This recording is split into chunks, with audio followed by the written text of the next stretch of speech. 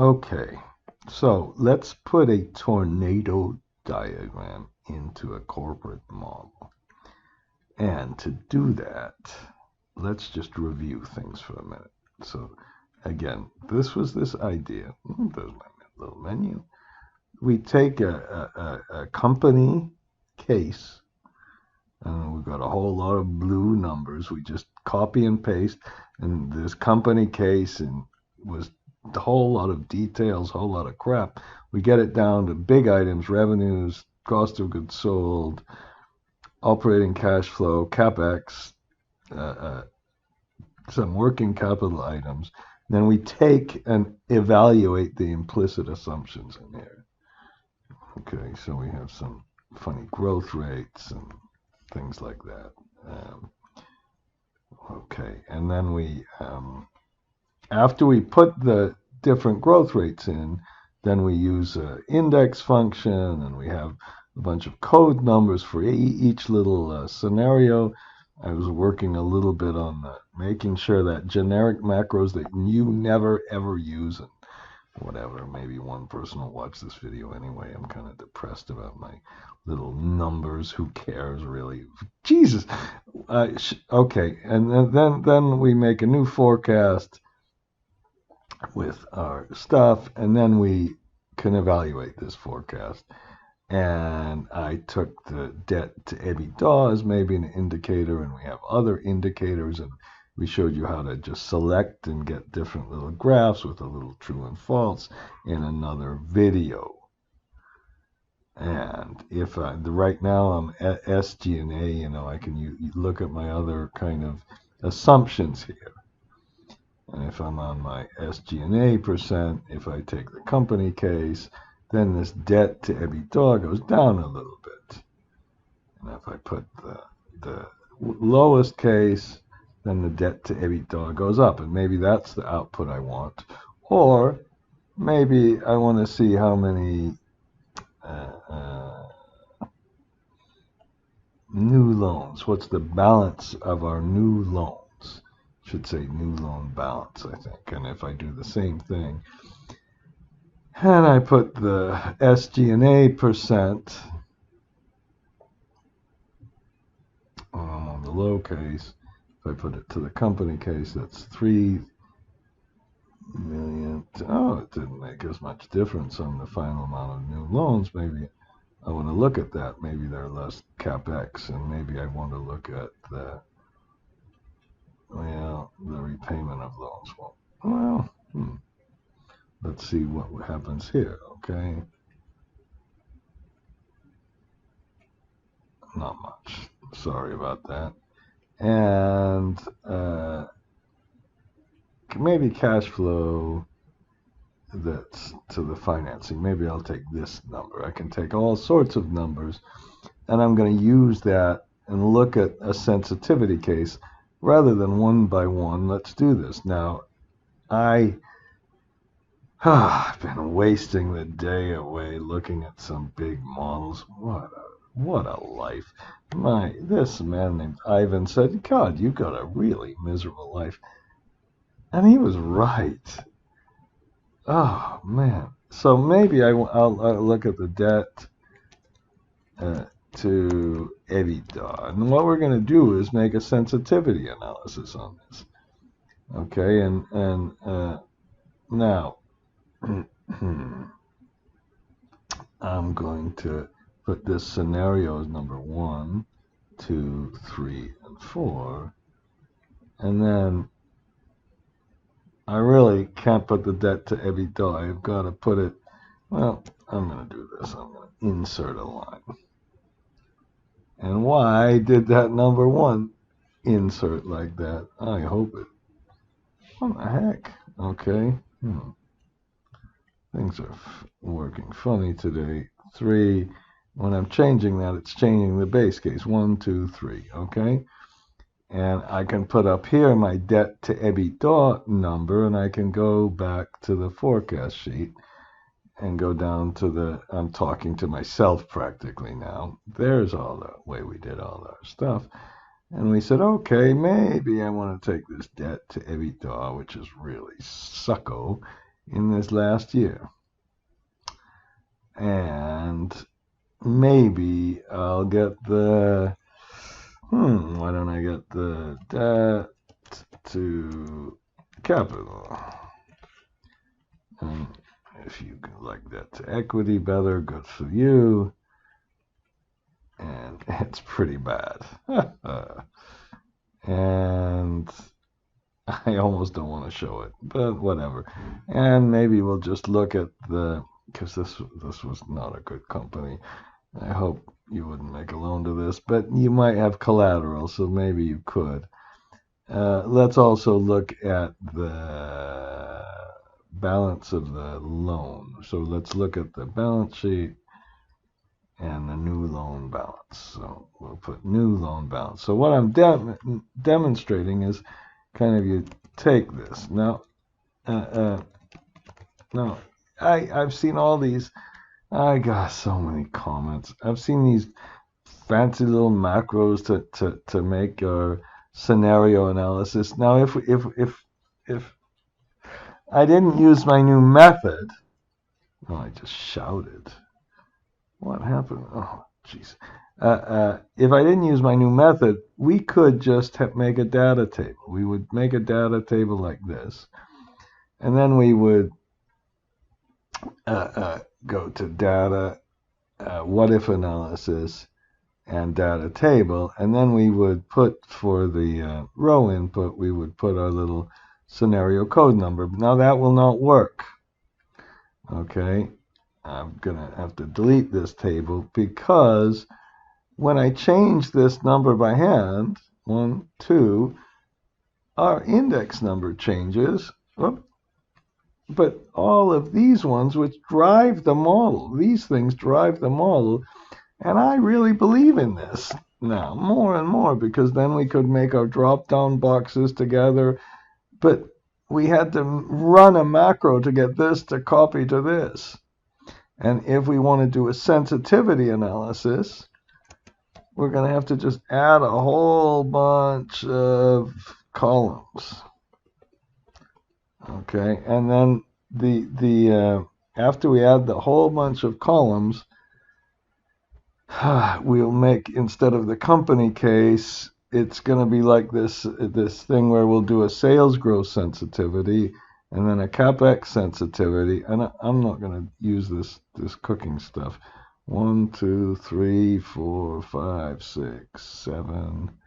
Okay, 1, 2, 3, 4, 5, 6, 7. So I'm going to make a sensitivity on these 7 variables. I could have used the interest rate as well. So 1, 2, 3, 4, 5, 6, 7.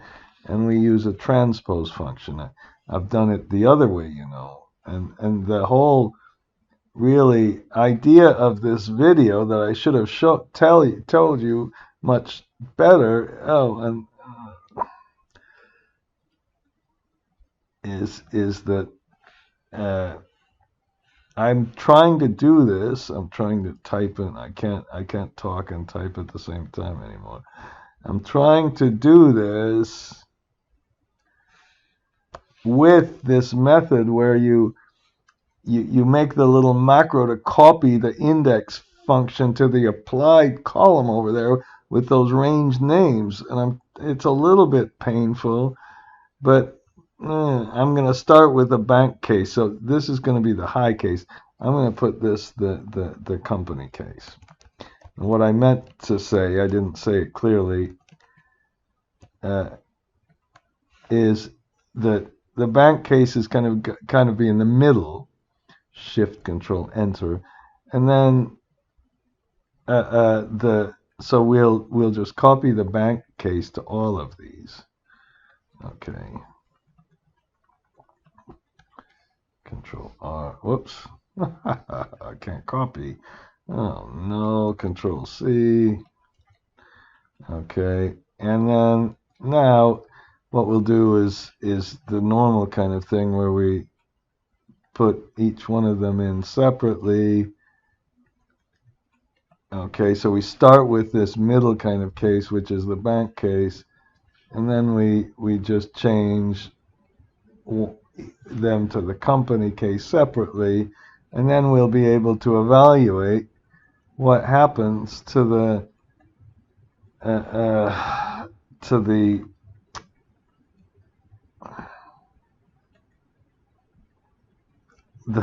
our output variables, excuse me, when we change just one variable at a time.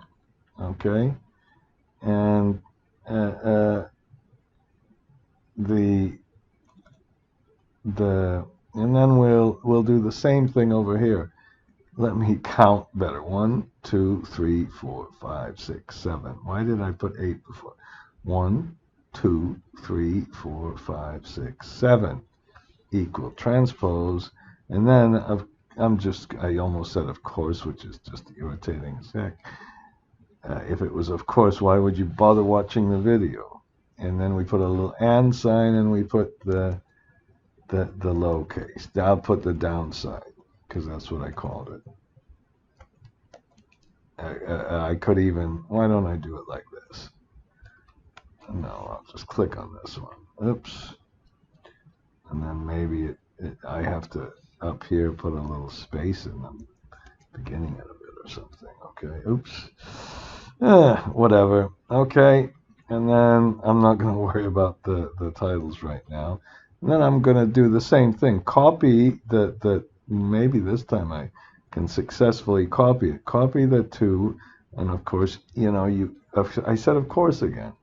You can do this with a little if statement, but where you say if it's the first one, then take the case number 2, otherwise take the case number 3. But whatever. Why I even have to put a thing over here is kind of ridiculous, but whatever. I'm just used to kind of doing it like this. Okay, I'm not used to doing it in this. Usually I put the cases on the side, and whatever. I'm kind of transposing things just a little bit. Okay, and then we've one more to do, and then we've got it. Okay, and now we just have to make sure that in this, okay, I think I can delete these. I'll leave one kind of blank column here. One more. And remember, you don't have to remember why. We can just put a shift control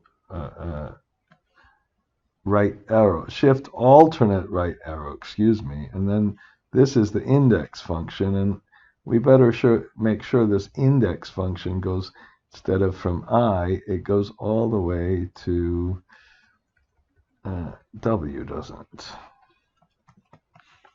Okay, and then we can copy this, and then this little macro thing should still work. Okay, so, and I guess I have to, I'm stuttering again.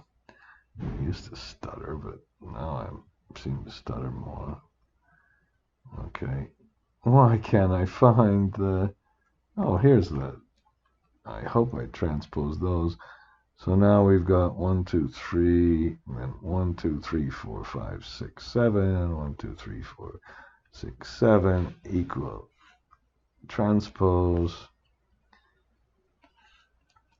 Okay, and let's get all of the cases, and we just do this in order for the silly little drop-down case box to work. Okay,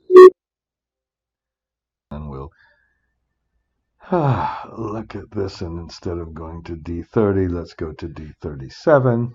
I think we can change it here. And now I can put a different index code in, and perhaps I should, why don't I Alt WFF and Alt WFF again, and why don't we, just to freeze the panes, and why don't we put this over here?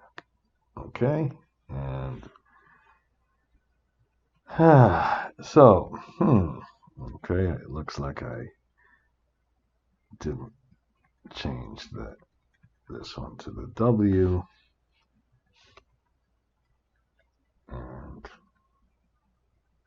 I don't know what I had here, so if I change this now, it put the sales growth company case, and it actually applied that case. And then the debt to EBITDA was 8, really ridiculously high. Sensitivity case, CapEx case, the company case, the bank base case, the downside case. Good. So we can analyze really in our little tornado diagram now what happens if we go from the bank company case to the bank base case, which of the variables are driving it?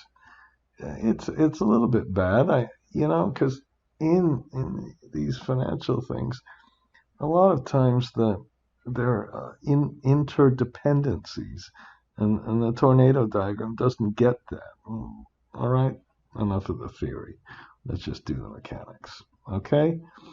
Now, in order to do this, instead we could the old, if I didn't have this kind of thing where we put the applied case, and I think that's really important for at least two reasons. A lot of people hate to have all of their little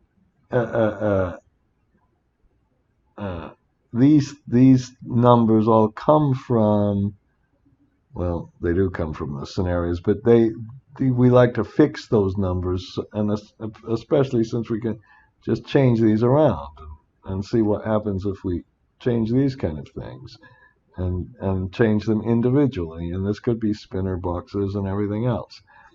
But and also we have a fixed case here. This is just like an input. We can input all of these. We can change these manually back, and we want the flexibility to do that and not have it all just come from some kind of scenario thing.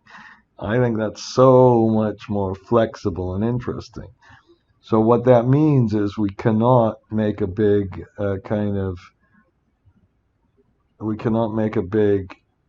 data table. Now I'm going to be lazy. We really don't need this thing here. Okay, but I'm going to Alt EIS, and I'm going to say, okay, well, let's fill this data in, and let's change this to 1. I'm sorry, let's change when we go across here.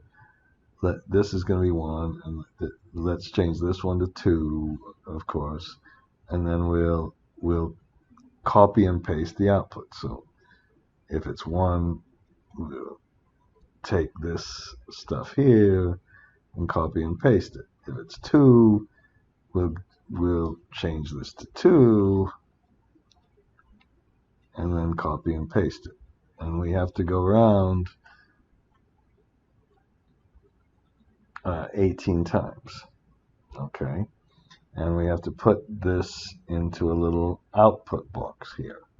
And that means we have to make a little data table. Now, when we make this data table with a macro, not a regular old data table, we'll just need a few range names. We better name these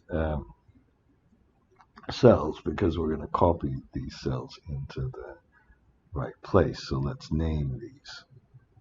So I'll name these I want to name this whole. Okay, here's what I'll do. Let's name this output.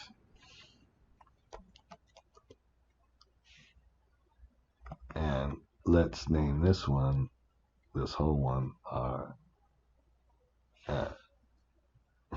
call this our scenario. Okay, and then let's name all of where it's going. I'm going to name that table. Well, probably these names are not very good, are they really? Okay, and then what we're going to do is make a little table, and we're going to, every time we change this, here's the thing we're going to do. We're going to change, and we better make this code number. Name that range. And then whenever we change this, we're going to have to copy the applied case to the index. We've already got another macro that does that.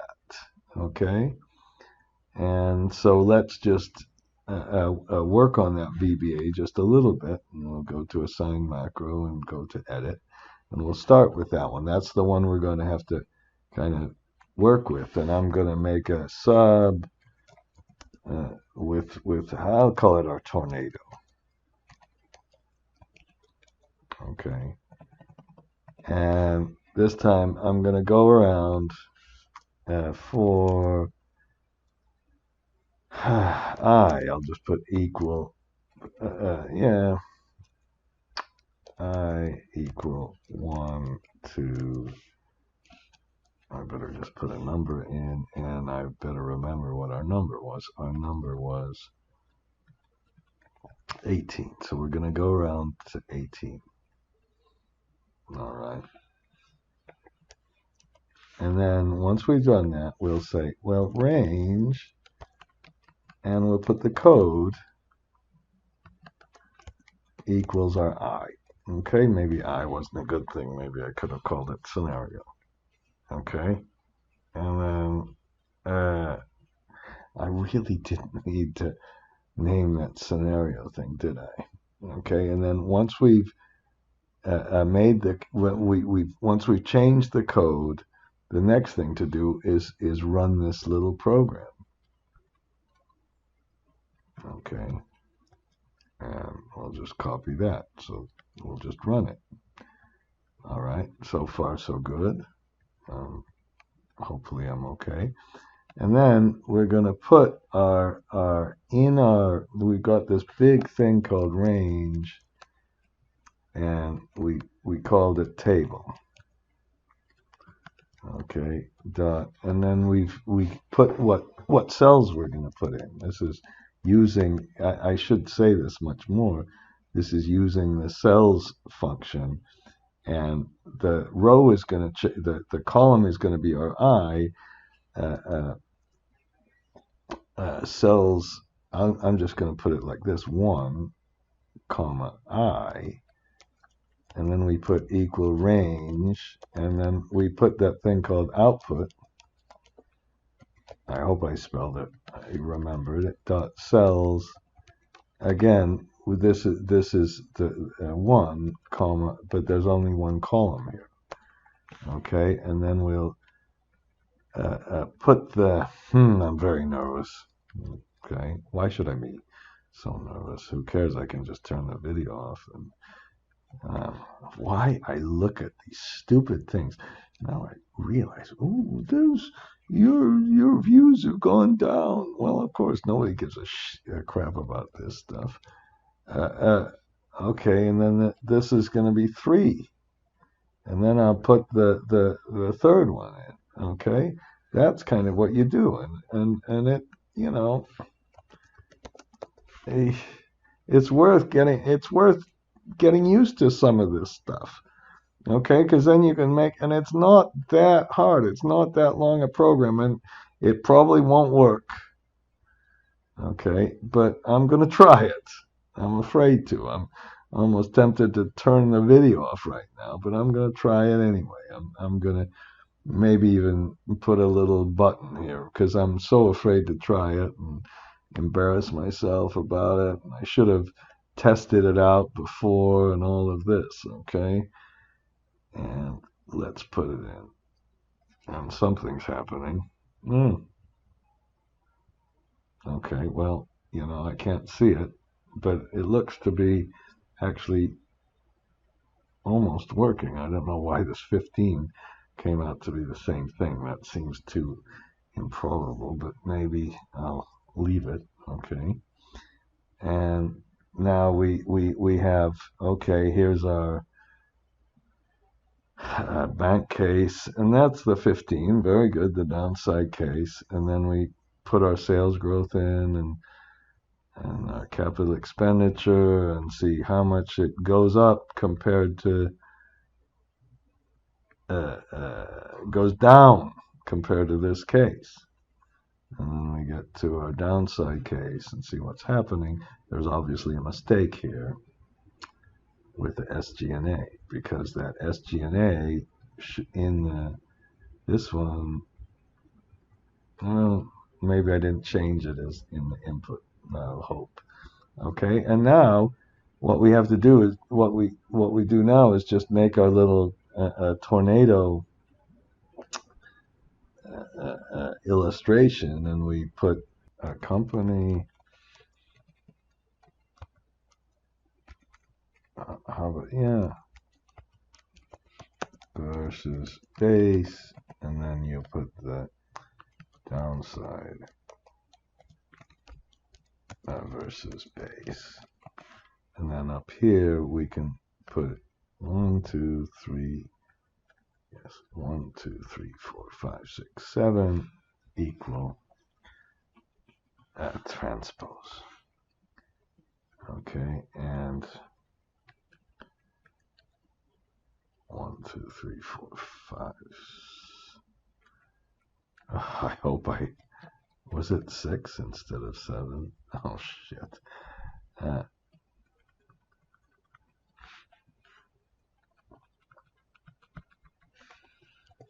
Okay, and now let's go and get them.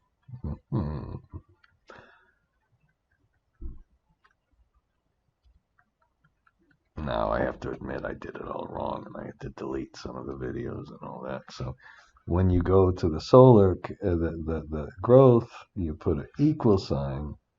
Take this one minus the base case. And we can copy that forward. Okay, and the very last one, it was going the wrong way. That's because of my assumption, but whatever. I'm going to leave it. Okay. I'm tempted to see. I should practice this, but if I really cared. Okay. This one minus the bank base case. Minus. Okay. This is going to be positive. All right. And I don't know what's happening with this last one, but now we've got which is having the biggest effect here, the sales growth. SG&A was kind of big, and overheads, this went the wrong way. And let's just make our diagram, okay? And I'm going to make it on a new page. Well, I didn't make it on a new page. I pressed alternate F1 to make it on this page, which is just fine, really. And then let's go to change the chart type and make it a bar. And make the second one. And then we have it. Now, what we could do is sort it out then. Sort it from the item with the highest impact to the lowest impact. And the second thing we could do is we can say, no, instead of taking just the debt to capital, maybe we want to take another one. Maybe we want to take the debt to EBITDA. Maybe we want to take the second one or the third one. Okay.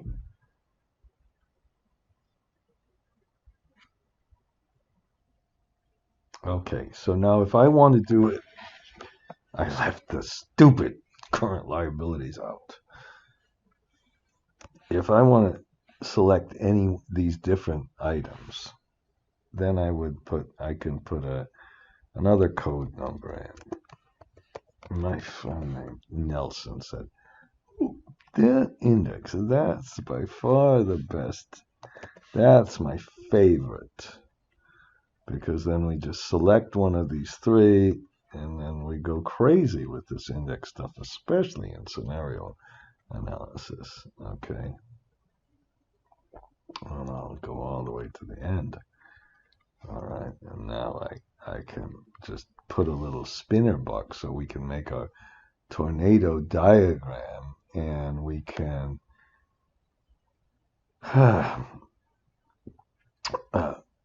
make it select different variables. Okay, I'm going to make a tornado diagram for the project finance as well.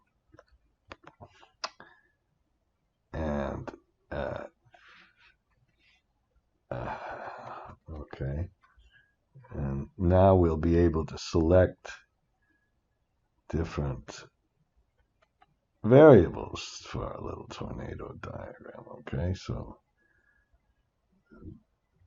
all I have to do now is instead of using this one, let's move this one to here and this one to here. And I hope I can copy it across. And then, well, maybe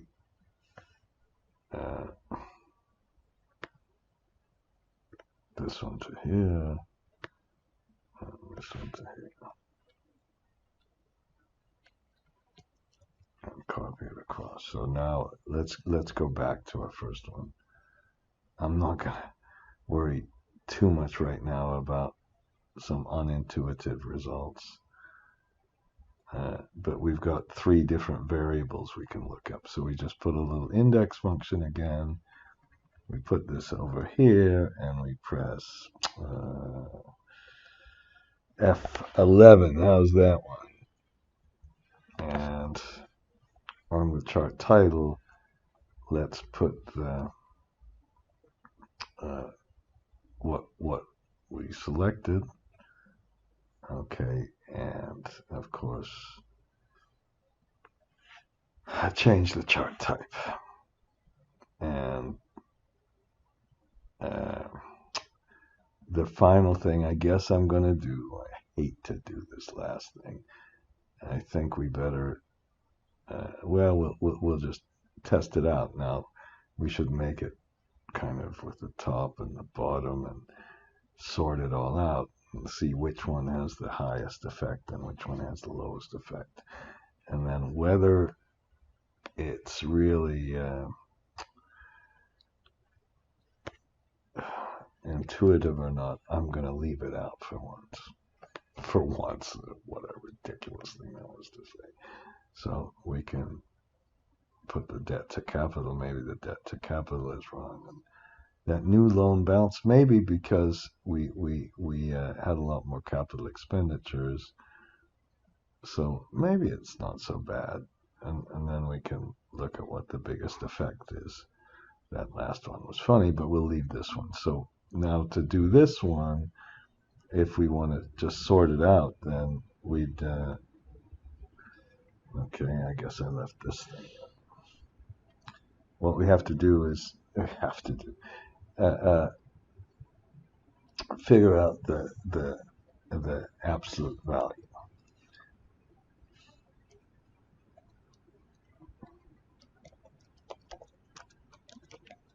And we'll put equal absolute value of the first one plus the of the second one.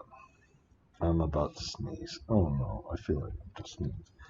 Okay, and then now we want to sort this from the highest to the lowest, so why don't we use the, I'm just going to make a little counter, Alt-EIS, enter. What happened there? Oh. Oh, no, my gosh. And then we'll put this one, put equals small. And I'm not sure whether to put small or large right now. Okay, and then,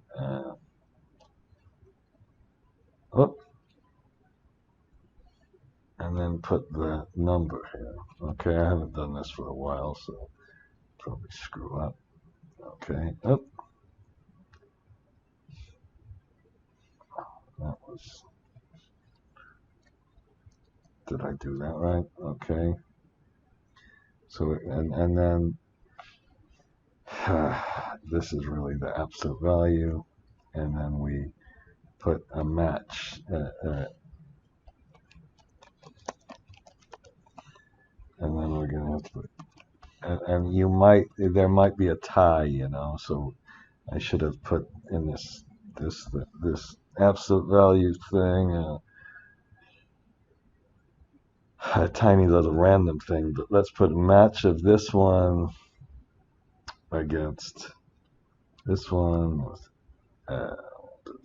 4, 0. Okay, and then we'll put this one, and we put equal index and go kind of nuts with the index. And the first thing, I'll put the index of all of this and get the 6th value. So I think, and of course I keep forgetting, because I hate the F4 too much, except sometimes. Okay, and then we can put the index again and get the company versus the base, F4, 1, 2, 3, 4, comma, this one, and I'm almost sure I did it opposite, but, and then we'll just have to change the large to a small index and take this one, F, 1, 2, 3, 4, comma, this one, okay, and then we'll make our little F11. And maybe not. Okay.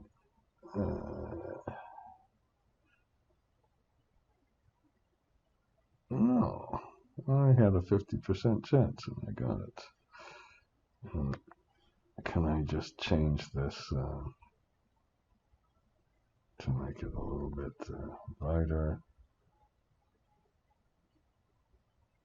And we're just about finished. I don't know what. Oh, that color is too big a decision for me. Whatever. Okay. And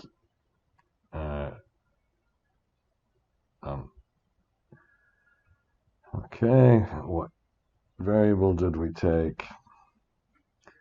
And we put our little spinner button there.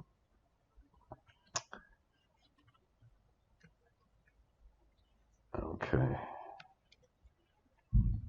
And now we can see the effect. And now we've got it all, Well, debt to EBITDA. I'm going to leave that one. Okay, but you can do it. And that's this tornado diagram for our corporate model. I'm going to do the same sort of thing with a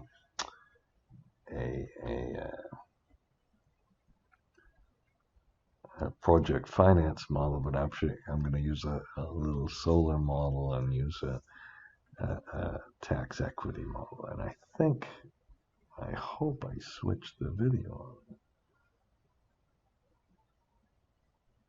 Yeah, okay.